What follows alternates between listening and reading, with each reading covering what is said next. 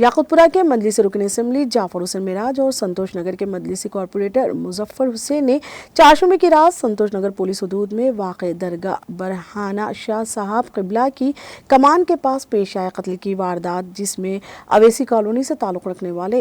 मुहिद नामी नौजवान को नामालूम अशरार ने मोहलिक हथियारों से हमला करके बेदर्दी के साथ कत्ल कर दिया था। मुतवफ़्फ़ी के मकान पहुँचकर मुतासिर अरकान ख़ानदान से मुलाकात की। इस मौके पर रुकन असम्बली जाफर हुसैन मिराज ने मुतासिर अरकान ख़ानदान को पुरसा देते हुए कत्ल में मुलव्विस मुलजिम की गिरफ्तार करके सख्त कार्रवाई करने के लिए नुमाइंदगी करते हुए इन्हें इंसाफ दिलाने का तयक़्क़ुन दिया। उन्होंने कत्ल के वाक़े की मज़म्मत करते हुए पुलिस से वाक़े में मुलव्विस मुलजिम को फौरी गिरफ्तार करते हुए सख्त कार्रवाई करने का मुतालबा किया।